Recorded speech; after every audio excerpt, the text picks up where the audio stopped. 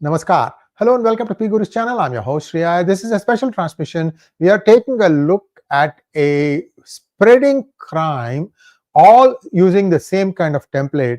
What we are going to highlight is first what has been caught so far in Minnesota, but we also have updates from other states, and we are going to be sharing that also. So this is something that the US taxpayer is paying through his or her nose, and it's important that every one of us understand how this scam is being done. And the interesting part is so far, the names of politicians has stayed out of it. I'm going to give you a small infographic that talks about the specific Minnesota scam, where many people have been already sentenced to prison, and more names are emerging. At the same time, we're also going to tell you how much money has been recovered of the 250 million fraud. So please like this video, and if you have not subscribed to our channel, do subscribe to our channel. I'm just going to add that infographic now. Here we go. So the $250 million fraud.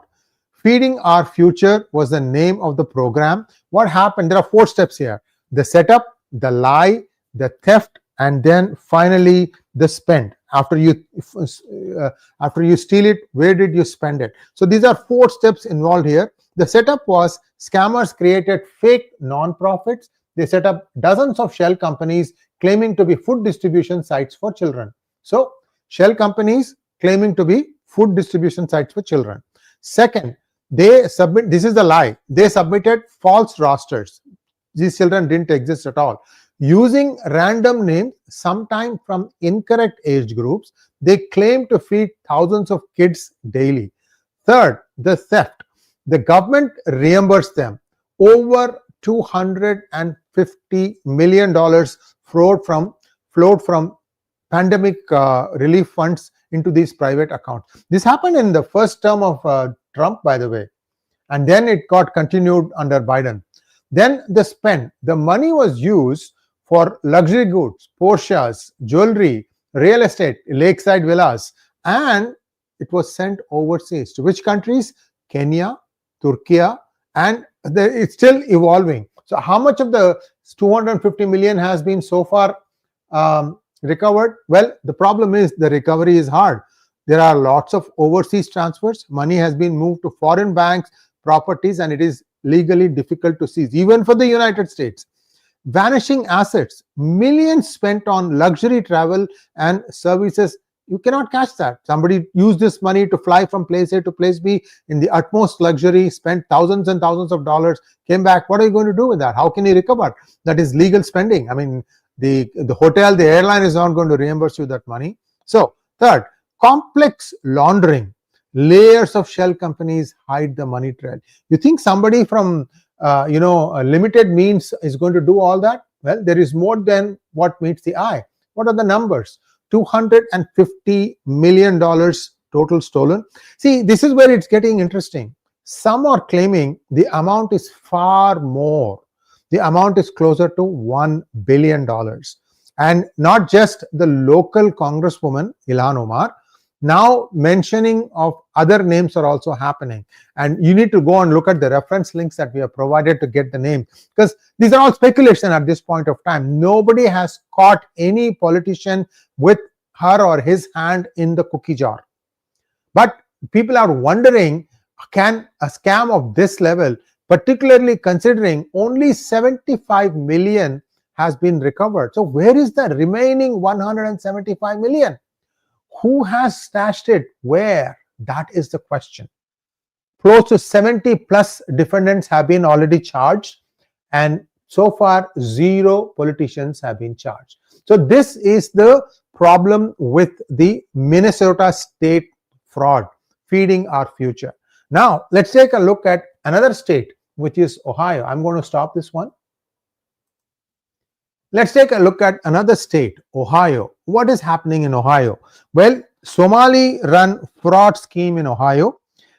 Electronic benefits transfer card. These are like debit cards, okay? Debit cards. Funnel taxpayer money straight into family-owned restaurants. So this is the way they are doing it. And The same exact thing has been found in Minnesota also. What happens is, this was caught in Columbus, Ohio. By the way, Vivek Ramaswamy is running for the governor of Ohio, and you can see the cudgels out now to try and smear him of Hindu nationalism and all sorts of stuff. We'll deal with that separately. Yesterday I talked about this, and that's also going on. But the reason I'm saying this is Ohio is also right in the middle of this kind of a scam. And I'll tell you this scam, guys. I mean, this is something mind-boggling. What happens is, Somali families own a restaurant, okay? And then there is a grocery store right next door. And sometimes it's even literally attached. And usually there will be a daycare or home health business, something to do with health. The wives and kids get loaded EBT card. That means there is a preloaded amount given to you, electronic benefit transfers. This is usually like $1,000, $2,000. I've heard stories where people are mentioning $7,500 per individual per month. Just see how much of taxpayer money is being drained in this. Then what happens is, the wives and kids get loaded EBT cards. These are also food stamps, SNAP benefit, supplementary nutritional assistance program. That also gets on the same EBT card. In fact, you get one card. Everybody got a card during COVID time, because that was how the money, even middle class family, in fact, almost everybody got some amount, like either $1,500 or 3 times that, like 3 times, 1,500 after 6 months, another 1,500, another 1,500 after 6 months, and so on and so forth. So everybody has this debit card. So on these things, your food stamp data also, amount also gets added on. So now what happens is, all these kids and families, instead of going to a general purpose grocery store like Walmart has a grocery section which is pretty prevalent across the United States. Then they shop at their own family grocery shop with these cards. So you have an entity. There's a restaurant, there's a grocery store, and there is a healthcare. And this ecosystem completes itself. The money that comes in from the taxpayer gets circled in this again and again. Then what happens is, it's an interesting way to put it, all that food immediately walks 10 feet into the restaurant kitchen. Boom, free inventory for the restaurant, paid 100% by taxpayers. The grocery store reports giant losses every year, perfect tax write-off. So Uncle Sam gets screwed twice. And this is just one scam that they have unearthed. They have seen the numbers between $5 to $10 million. This is one scam, one set of stores in Columbus, Ohio. And do you want to know the average size of a Somali family?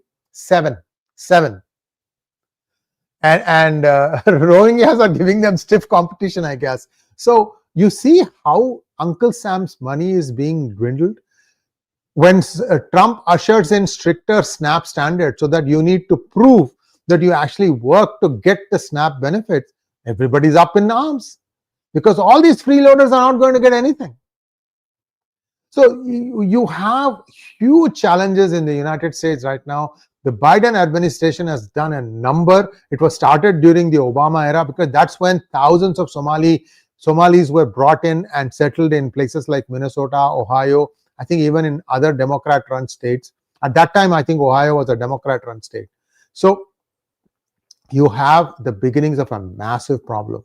Also, I'm releasing a video, I don't know if it's already released, about the state of finances of the four topmost economies in the United States. These would be California, Texas, Florida, and I'm forgetting the fourth one.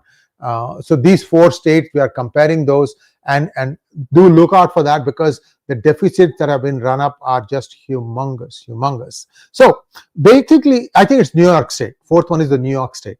So what we are seeing is, you have committed expenditure for genuine citizens of the United States, and of course some of these Somalis are also US citizens because they got citizenship by way of asylum. A lot of fraud is going on, and I'm sure the FBI is going to unearth such frauds in other states also. So if you are wondering how did the US ran up 38 trillion in debt, these are all the reasons. By the way, on an unrelated topic, the story about Asim Munir getting a heart attack, some channels are running this, is wrong, because the sources quoted in this Islamabad Post article is a Baloch misinformation handle being run by Baloch freedom groups. This is my information. I'm not going to say anything. I don't think he has got any heart attack or anything. In fact, he even addressed a meeting today. Asim Munir is Asim Munir. So people are trying to just create some sensation and trying to make money off of that. Just be careful, viewers. Those of you who might be watching some of these videos, please be aware that this was a fake news. Okay, that's all we have. And let's see, are there any questions? I guess not. So the story about how states are faring in the United States will appear on channel 2 tomorrow. I just wanted to give you a heads up. Thank you, Sachin, for giving me that heads up. And this brings us to a close of today's program. Please like, share, and subscribe to our channel. Don't forget to click on the bell button for notifications. Namaskar.